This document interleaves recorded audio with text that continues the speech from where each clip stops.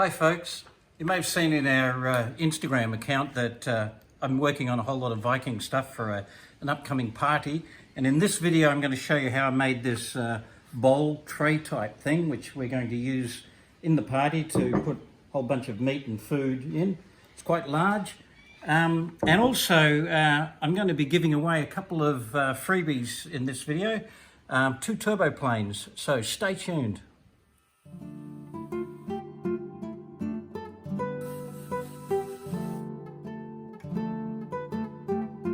This piece of wood's very, very dry, and normally the bark's fairly easy to get off, but this is stuck on really hard. Good to get most of it off because it can be rather dusty and horrible. But I might just attack the rest of it now with a TURBOPlane and see what sort of wood we've got underneath it. So I'm going to do the outside first. I'm just going to smooth it all over and see what sort of wood I've got. Okay, I've got most of the bark off on the outside and taken it down to the wood. The bark is incredibly fibrous and dusty. It doesn't work very well with the dust extraction because it clogs up, but once I get down to the solid wood, then I get shavings, and then the dust extraction works really well. In fact, because I'm outside, I'm only using the dust tube, and it's got in the power carving unit, which is basically a grinder with variable speed and comes with this dust extractor. But inside here there's a kind of a propeller behind the blade, so it will propel the shavings straight out of here and make it a lot nicer for me outside. I don't have to put it into a bucket or into a vacuum cleaner. And I'm just going to sculpt all this down and get to nice wood and see what sort of a platter I might be able to get out of this.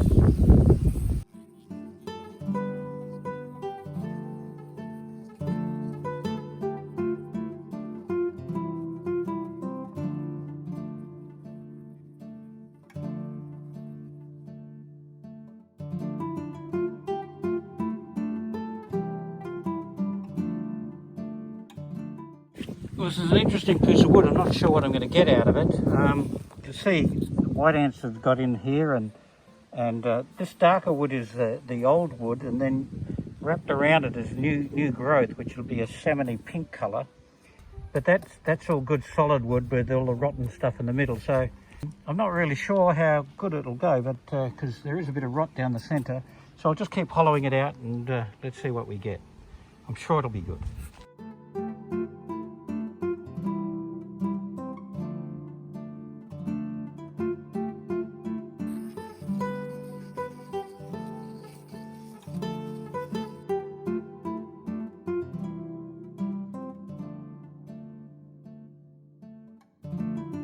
I'm starting to get a feel for this now.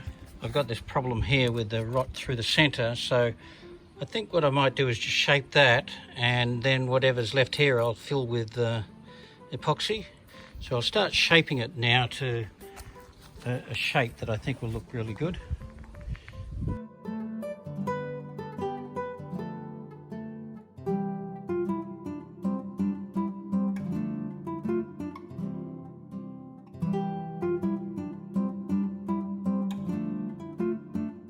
Decided to use the planing attachment to get a nice level surface on the bottom. So this is the power unit now with the planing attachment, which has got an adjustment for depth of cut. When I get it down to just cutting, that's when I'll get it nice and level.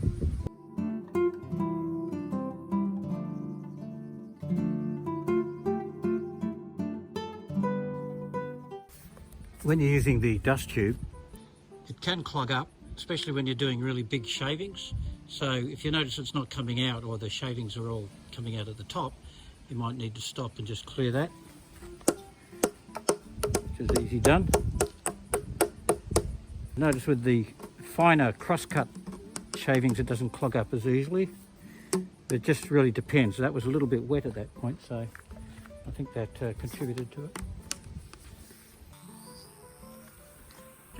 Just going to use it now with without the dust tube, so you can see how the shavings come out, and even without the dust tube, especially when you're outside, it's really good because it directs them all away from you. So the front section here is starting to look a bit like a boat, so I've decided to make the front section look like a boat, and then maybe have it sort of morphing into something more natural at that end. Do the sort of shiplap on the outside so that it looks a bit like a boat and then turning into some kind of amorphous bowl.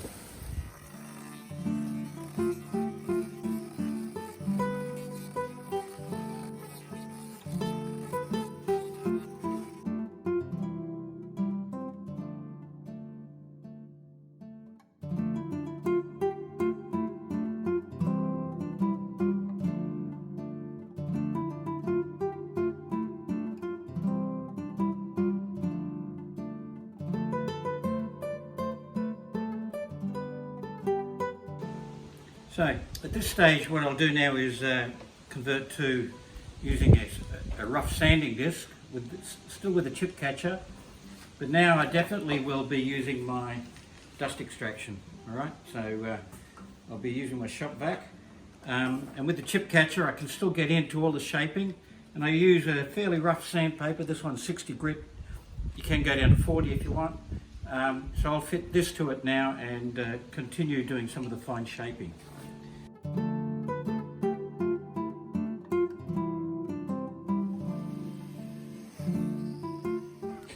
So to level the base of my bowl, I've decided to use my leveling jig, which you may have seen in a previous video. So then I can get it nice and flat and parallel to the top and get a nice flat surface. At the moment it's a bit bumpy. And the leveling jig, I had to raise it up just the length of these boards so that I could get above the bowl. So depending on what you're leveling, you may have to raise or lower your rails, and that's really quite easy to do, as you can see.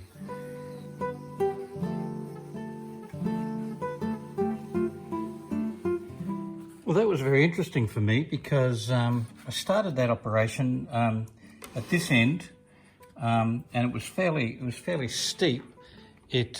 It was nearly an inch higher, well, at least an inch higher over here. And when I started at this end, I brought it, and of course, after about 5 mil, it started to burn and was having a bit of difficulty riding up. And so I lifted the whole unit up a little bit and brought it on over it and let it rest on it. And then I just moved it around, gradually planing it down. And that was far easier and gave a much better result, as you can see up this end. So now it's all nicely leveled. I'll take it off and see what the bowl looks like the other way up. So that's pretty much the shape I'm going to stick with. These lines here, I'm going to chisel some lines which make it look like shiplap, so it'll look like a sort of a boat at the front and then blend into this bowl at the other end. And now to fill these holes here, I'm going to use some epoxy with a dark brown stain to match some of the colours in here. It'll be down to doing some fine sanding and some chiseling to put those shiplap lines in it, and that should be it.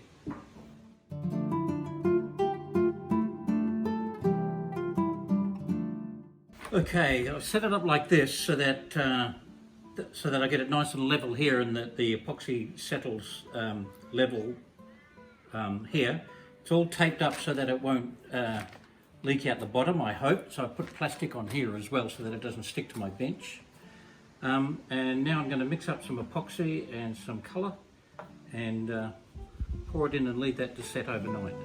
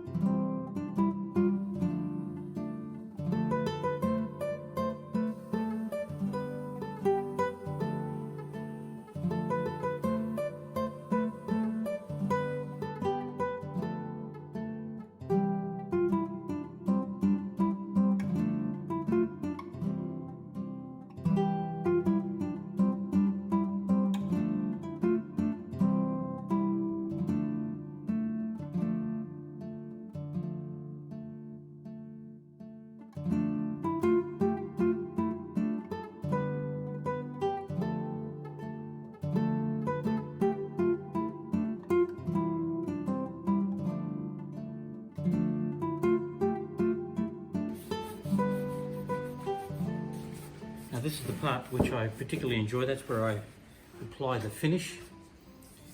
In this case, I'm going for a wipe-on polyurethane, and then I'll put a wax on over the top of that.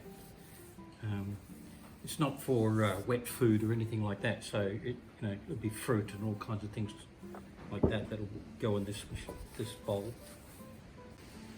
I find that this wipe-on polyurethane gives a really nice sort of flat oil finish, but with the durability of a polyurethane.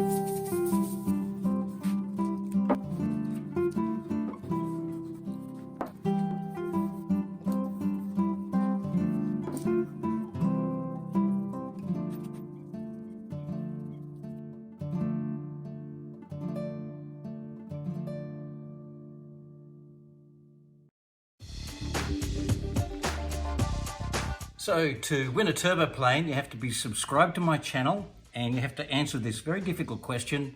In what year was the TURBOPlane launched? And to help you, in the link below, you'll be able to find all you need to know.